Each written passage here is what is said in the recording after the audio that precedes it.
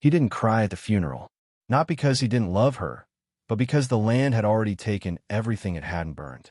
The old man stood alone by the grave, wind howling through the hills like a hymn only the dead could hear. No preacher, no mourners, just a weathered shovel, a plain wooden cross, and a silence so heavy it could break bone. They'd said his wife would have wanted music, but he gave her what the West gave them both, a quiet goodbye and a promise buried deeper than roots. Everyone in town figured that would be the end of his story. A lonely rancher swallowed up by grief, drifting into the dust until time forgot his name. But the West has a way of bending fate when you least expect it. Just 3 days after the burial, while riding along the ridge at dusk, he saw something slumped by the side of the trail. At first he thought it was a deer, or maybe a sack left behind by travelers. But as he drew closer, he saw the blood, and the braid, and the bare, shaking shoulders of a woman fighting to breathe. He could have kept riding. Many would have. In a land where bandits roamed like wolves and trust was a coin rarely spent, helping strangers was a gamble few dared to take. But something in her face, a flicker of pain, of fire, of a past not yet surrendered, pulled him from the saddle. He didn't speak, just lifted her gently, as if he were lifting the weight of his own sorrow, and carried her home beneath a sky that had never looked so wide. That single moment, a wounded woman in the road, a broken man with no more to lose, was the spark that would set an entire valley ablaze. Not with war, not with vengeance, but with something rarer than gold in the West: redemption. What began as one man burying his past would become a story that unearthed the soul of an entire town. And though no one saw it coming, that trail stained with blood and dust would lead them all to a truth far more powerful than death. This isn't a tale of gunfights or glory. It's the kind of story the old cowboys whisper by the fire when the whiskey's low and the stars are out, about a man who thought his story had ended, until kindness gave it one more chapter. And if you think you know where this road leads, you're not ready for what comes next. The woman's name was Clara, though he didn't know that when he first carried her across the threshold of his cabin. Her dress was torn, her skin cold as creek water, and a deep gash bled through the linen at her side. He laid her on his late wife's bed, not out of sentiment, but because it was the only place in the house where a soul had once been saved. He stoked the fire, boiled water, and stitched her wound with hands that hadn't touched another in weeks. Each pass of the needle felt like a prayer, not to bring her back, but to remind himself he wasn't entirely gone either. When she finally opened her eyes, it wasn't fear he saw. It was suspicion, as if life had trained her to doubt, even mercy. She tried to speak, but her lips cracked with thirst. He handed her water, said nothing. In the West, words were spent carefully, and trust was always earned. Days passed. She slept. He cooked. She woke in the night with screams that turned the wind cold. But he didn't press. He knew the kind of silence that comes from pain you can't name. It wasn't long before the town started whispering. The man who buried his wife alone, now keeping a woman in his cabin? Some called it disgraceful. Others said it was madness, that he'd finally lost grip on reality. But none of them dared come near. They feared what they couldn't explain. And nothing scared a town more than a man who grieved differently, who helped without asking, who protected without a reason written in law or blood. Clara began to heal. Slowly. Her hands steadied. Her steps grew firmer. But her eyes stayed guarded, scanning the hills like they held memories she tried to outrun. One evening, while peeling potatoes, she asked him plainly, "Why didn't you leave me there?" He looked up, not with pity, but with a weariness she recognized, the kind you only get when you've lost too much to let another go. "Because I know what it means to feel forgotten," he said. And with that, a crack appeared in the wall she had built inside herself. They weren't lovers. They weren't even friends. Not yet. But something passed between them each time the fire popped or the wind rattled the shutters. It was the kind of bond only forged in the crucible of loss, where two broken souls don't heal each other, but learn how to stand again side by side. In a land where most wounds were hidden beneath grit and whiskey, these two let theirs breathe, and in doing so, began to bleed less. One morning, as the frost still clung to the windows, Clara wandered outside while he was chopping wood. She walked slow, arms folded, like someone testing if the earth would still hold her. Her eyes traced the hill just beyond the barn, the one with a small cross half buried in snow. She didn't ask whose grave it was. She already knew. You could feel grief in the soil if you paid attention. She knelt, brushing away the snow with bare fingers, and whispered something only the dead would hear. Later that day, she brought in firewood without being asked. She cooked without asking how. And when he returned from riding fence, she was sitting on the porch sharpening one of his old knives. No conversation, no obligation, just a silent understanding.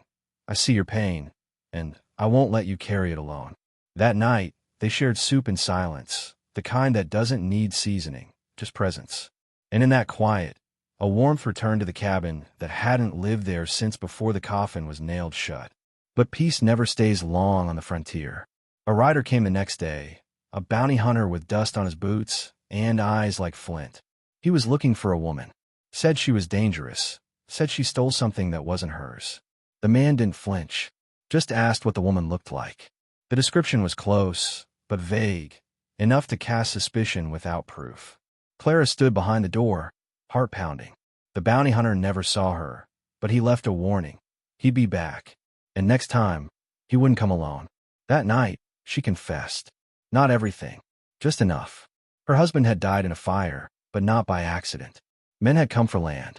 They'd taken everything, even tried to take her. She ran, hid, survived, and she didn't regret it. Not the running, not the knife she drove into one of them when they tried to make her crawl.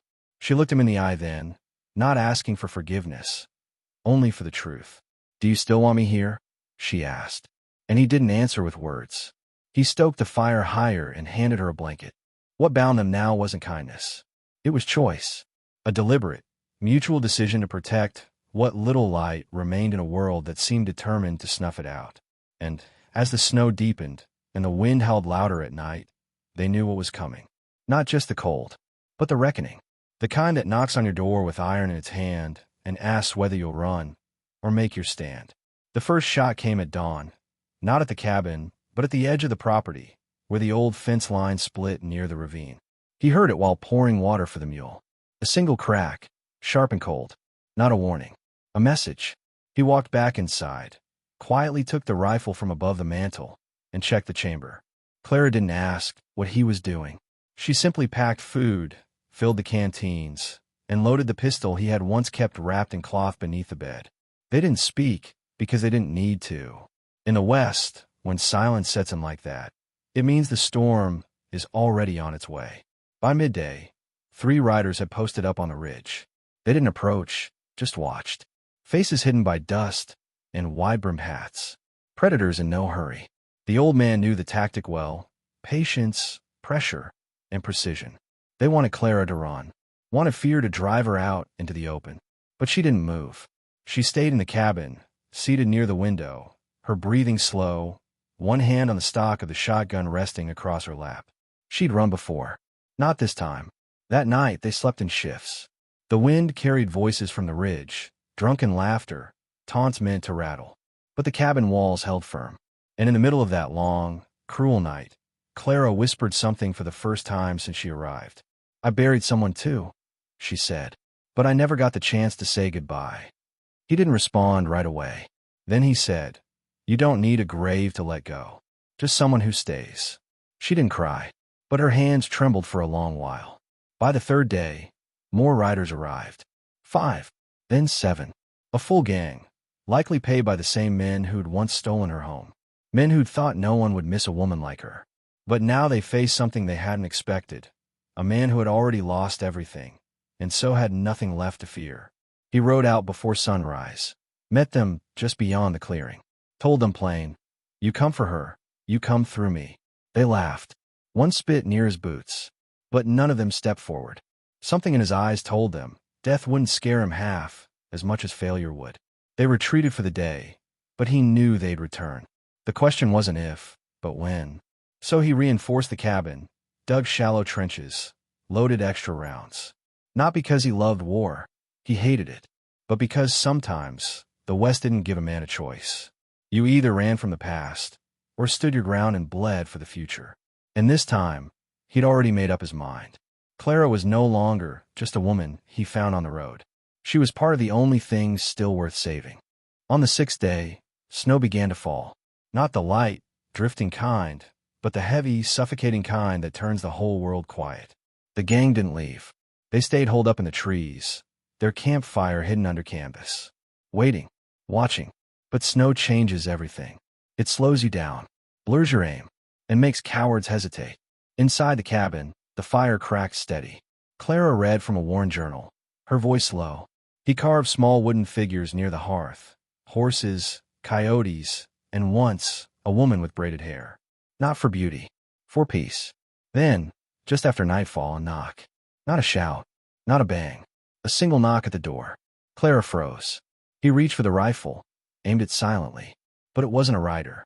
It was a girl, no more than 10, shivering, holding a torn scrap of cloth.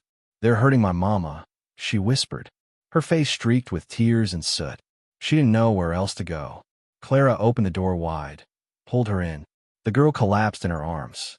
And just like that, the fight was no longer just theirs. They made a plan. The girl's mother was being held in a shed less than a mile down the hill, beaten, tied, maybe worse. Clara insisted she go. The old man objected, but Clara looked him square in the eye. "You saved me when I had nothing," she said. "Now let me save someone else." She took his knife, the girl's hand, and vanished into the snow like a shadow with purpose. He stayed behind, every breath a war against fear. Hours passed like years. Then gunshots, screams, hooves pounding through the trees. He rushed outside, rifle raised, and saw Clara riding the stolen horse full speed toward the cabin, the girl in front, her mother behind. A figure chased them, firing blindly into the wind. He didn't hesitate. One clean shot. The rider dropped. The rest scattered. The snow took their tracks. And just like that, it was over. When Clara dismounted, her hands were shaking. Her face streaked with blood. But she was alive. The girl clung to her mother, sobbing into the folds of her coat. And in that moment, amid the snow, the smoke, and the stillness, the man who had once buried his wife alone saw something rise inside that no gun, no gang, no grief could ever take. Something called hope. And it didn't come in peace. It came with scars, but it came. The next morning, the cabin felt different. It wasn't just shelter anymore, it was sanctuary. The girl and her mother slept curled near the hearth, safe for the first time in what seemed like years. Clara sat by the window, watching the snowfall ease into flurries. The old man stirred the coals and poured warm water into tin cups. No one said much. They didn't need to. In the West, silence can say more than any sermon. And this silence spoke of survival, of resilience, of something sacred being born in the ashes of what had nearly been lost. Outside, the last of the riders were gone. Tracks vanished under snow. But in their place remained something more permanent, a memory etched into the land itself. The grave on the hill, the blood in the snow, the hoofprints in the dirt, they told a story now. Not just of violence, but of a stand, a choice. The kind that separates men who vanish from those who are remembered long after the dust settles. The kind of story that others begin to follow, long before they even know the names. Within days, people began arriving. First, a wounded trapper guided by whispers of a safe house in the North Hills. Then, a mother with 2 sons escaping a rail tycoon's wrath. Each came carrying scars. Each left something behind, a fear, a past, a piece of guilt too heavy to carry farther. And each found something waiting in the cabin. Not a hero, not a miracle, just 2 people who had seen hell and still opened the door. That was enough. Clara built a garden in the spring. Simple rows at first, barely coaxing life from the frostbitten soil. But she kept planting, kept believing. The man helped where he could. Fence posts, firewood, watch duty.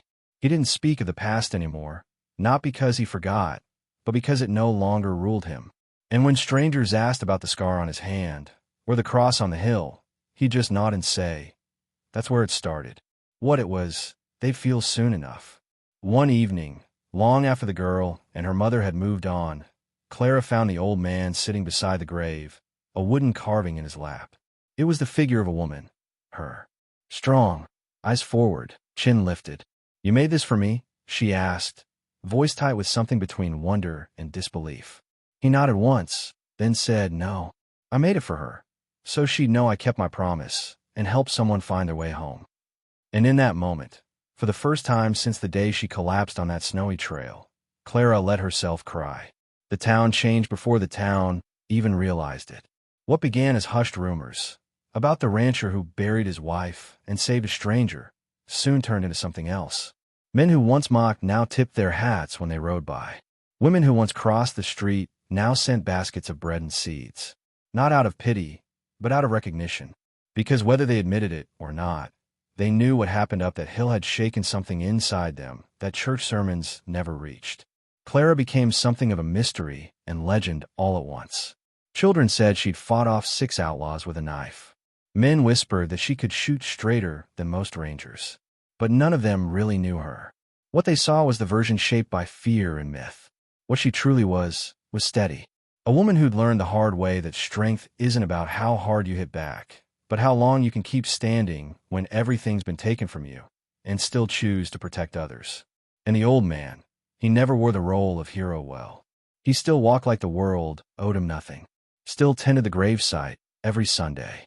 Still rode into town for supplies with his hat low and words few. But something in his gait had changed. A lightness. As if the weight of all that sorrow had finally shifted off his shoulders and into the hands of time. He didn't forget his wife. He never would. But he no longer lived with the ache of that last shovel of dirt. Now, he lived for the next morning, and for the sound of Clara's footsteps in the snow. Together, they rebuilt more than a home. They built a crossing. A place where the broken came not to be fixed, but to be seen. Where no one asked who you used to be, only who you were willing to become. Some stayed. Others moved on, but all carried something of that cabin with them. A look in their eyes, a calm in their breath. The kind of peace that only comes from knowing someone once stood up for you when no one else did. And as the seasons turned, so did the legend. Not because of a great battle or a sheriff's badge, but because one man, in the deepest part of winter, opened his door to a wounded woman on the road and changed everything. Not just her fate, not just his own, but the story of a land that, for a moment, remembered how to be human. By the second year, travelers started marking their maps with a name that hadn't been given by any mayor or postmaster. They simply called it Crossroads, a place where 2 lives, broken and bruised, had collided not with violence, but with mercy. There was no formal sign, no gate, just a fence mended by hands that had once held grief, and a cabin lit by a fire that never seemed to go out. Those who came rarely left the same, and those who stayed because they knew they'd found something they hadn't realized they were searching for. Clara had taken to writing. Not journals or letters, but stories. Real ones, lived in blood and bone. She never signed them, just tucked them under the pillows of those who passed through, like quiet reminders that pain does not erase worth. Some of those stories would eventually reach towns far away, read aloud by candlelight in homes where hope had dried up. And somewhere, somehow, a mother would choose not to give up, or a man would turn his horse around instead of vanishing into the canyon. That's the kind of power truth carries when it's spoken without fear. One spring, a rider from the capital came bearing a parchment with a seal. He had heard about the cabin, the rescue, the stand made in the snow. The governor wanted to award the old man recognition, a medal, maybe even land. But Tom, for that's what folks finally remember to call him, politely declined. Medals belong to men who aim to be seen, he said. I buried the woman I love with my own hands. That's the only proof I need of who I am. The rider left confused, but quiet, and left the medal behind anyway. Clara read the inscription and said nothing, just tucked it in a drawer beneath a folded dress she never wore. Because she, too, understood some honors are too sacred to hang on walls. They live in how you treat people, in what you're willing to lose to do what's right, and in the way you carry a stranger across your threshold and call them family. Not because it's safe, but because it's good. That summer, a new cross was placed on the hill. Not for death, but for memory. For what was lost and what rose in its place. It stood beside the first, carved with 2 simple words, still standing. And when the wind blew just right, and the prairie grass swayed like an ocean of gold, some swore they could hear a voice in the breeze, not mourning, but singing. As if the land itself had found peace, because 2 hearts once decided to make room for another.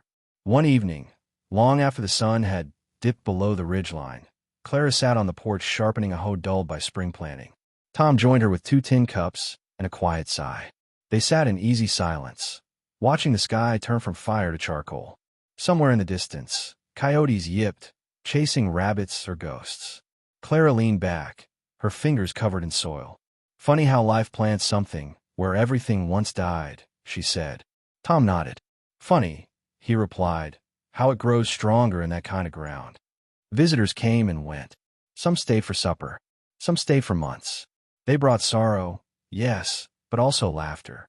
The cabin, once a tomb of silence, now echoed with stories, music, children's feet thudding against old floorboards.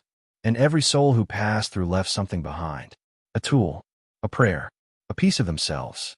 Slowly, the place became more than refuge. It became a reminder that no matter how much the world burns you, there's still a place to sit, to rest, to be seen. But the world outside kept spinning. Railroads crept closer. Laws changed. Borders shifted. Progress came like thunder, too loud to ignore. Some feared it. Some welcomed it. Clara and Tom met it like they met everything, with eyes steady, hearts quiet, hands ready to work. They taught others not to resist change, but to shape it. Not to fear the future, but to carry forward the parts of the past worth keeping. Honor, mercy, grit, love.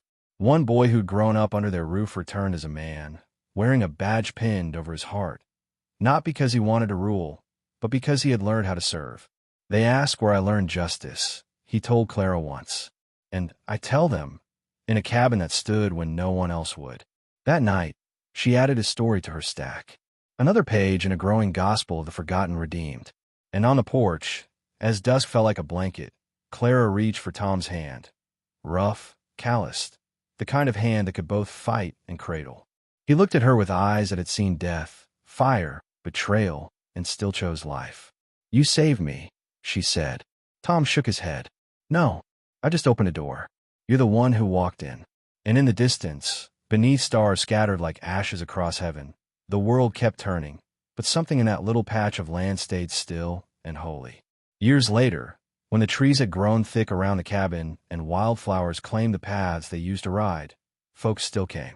Some had heard the story in saloons, told with whiskey-soaked wonder. Others had read about it in papers, stripped of poetry but heavy with awe. But most didn't come because of stories. They came because they were lost, the same way Clara had once been, the same way Tom had stood beneath a cold sky, holding nothing but shovel and his grief. And like those before them, they found not answers but welcome. Tom aged like oak, slowly, deeply. His back stooped, his voice thinned, but his eyes never lost that fire. Clara stayed by his side, now the one keeping track of guests, tending the hearth, planting flowers by the graves with names she never forgot. Together, they had become the soul of that land. Not its rulers, not its owners, just its keepers. And in a world so often ruled by noise and want, they had become rare proof that strength could live in stillness. One autumn, a traveler from Far East, wearing fine boots and carrying books instead of bullets, asked to stay the night. He listened to the stories, ate at their table, and watched how people treated each other without title or rank. Before leaving, he asked Tom, "How did it all begin?" Tom, slow now but clear, pointed toward the hill. "I lost someone," he said, "and in trying to live past that, I found someone else who'd lost more." The traveler wrote it down. That line would one day be quoted across the country. Clara, watching from the doorway, smiled as she always did when others tried to define what they'd built. They didn't call it a farm, or a shelter, or a mission. It was just a home, grown from ash, watered with forgiveness, and strong enough to hold the broken. In a West once known for taking, it had become a place of giving. And though the map might one day forget it, those who passed through never would. And when the first snow of that year came, heavier than most, the land held its breath. For it remembered, just as they did, that it was in snow like this when everything had changed. When one man opened a door, and a woman bled on the floorboards, and the world turned just enough to let light back in. And in that hush of white, as firelight flickered from the cabin windows, Crossroads stood, not as a place, but as proof that mercy, once planted, grows deeper than time. The day Tom passed, no church bell rang, no rifle fired into the air, no preacher stood at the head of the grave. Clara buried him the same way he'd buried his wife, with her own hands, under a sky that didn't ask questions. The wind carried the scent of pine. Birds fell silent. And in that stillness, she whispered the words he once said to her, "You don't need a grave to let go, just someone who stays." And she stayed. until the last handful of dirt was laid, and the stone was set, and the sun dipped low behind the ridge they had watched together for so many years. People came in waves. Travelers, neighbors, orphans now grown, old friends who had once been strangers with nowhere left to run. They didn't come to mourn. They came to remember, to tell stories, to carry pieces of his legacy back to wherever life had led them. Some left coins on the grave. Others left carved tokens, prayers, promises. All left something. Because Tom McAllister had left something in them, Clara didn't retreat into grief. She worked. She wrote. She waited on the porch every evening, the harmonica in her lap, even though she never learned to play. And when new faces appeared on the trail, weary from life, she smiled and said what Tom once said to her. "You're safe now. Come in." Her voice was softer than his had been, but her eyes carried the same steel, the same promise, that in this place, the world stopped stealing from the broken. And then, one quiet night, Clara laid down by the fire and didn't rise with the morning light. The birds sang anyway. The stove still crackled. And in the fields outside, wildflowers bloomed thick and bright. Those who found her did what she had taught them. They mourned with hands, not noise. They planted a tree beside Tom's grave. No marker, no statue, just roots deep enough to last. And under that tree, they placed one simple carving, a door slightly open. Now, when folks talk about the West, they speak of gold, of gunmen, of glory. But the ones who know better, the ones who've been to that place, past the ridge, they speak of something else. Of a cabin where a broken man met a dying woman. Of how they stood not for revenge, but for each other. And how that choice, made in blood and snow, didn't just save 2 lives, it changed everything. This story, at its heart, is not just about a man who buried his wife alone or the wounded woman he found on a lonely road. It is a story about resilience, about the power to choose hope when all seems lost, and the courage to open a door when the world has slammed them shut.